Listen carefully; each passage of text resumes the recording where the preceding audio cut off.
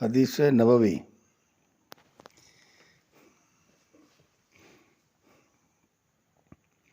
جب عبد الرحمن بن عوف رضی اللہ عنہ مدینہ آئے تو رسول اللہ صلی اللہ علیہ وسلم نے ان کا بھائی چارہ سعد بن ربیع انصاری رضی اللہ عنہ سے کرا دیا۔ سعد رضی اللہ عنہ مالدار آدمی تھے۔ انہوں نے عبد الرحمن رضی اللہ عنہ سے کہا، میں اور آپ میرے مال سے آدھا آدھا لے لیں اور میں اپنی ایک بیوی سے آپ کی شادی کرا دوں گا۔ عبد الرحمن رضی اللہ عنہ نے اس کے جواب میں کہا، اللہ تعالیٰ آپ کے اہل اور آپ کے مال میں برکت دے۔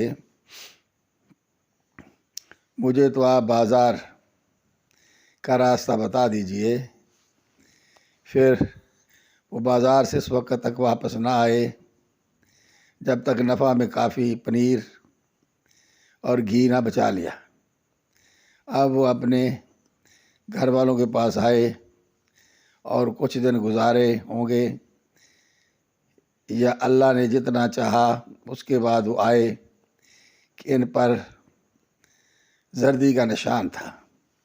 حضرت صلی اللہ علیہ وسلم نے دریافت فرمایا، یہ زردی کیسی ہے؟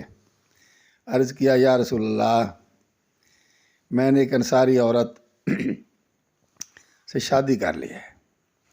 آپ نے دریافت فرمایا کہ انہیں مہر میں کیا دیا ہے؟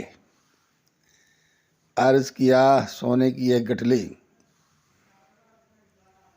یہ کہا کہ ایک گٹھلی برابر سونا۔ آپ نے فرمایا کہ اچھا، اب ولیمہ کر، اگرچہ ایک بکری ہی کا ہو۔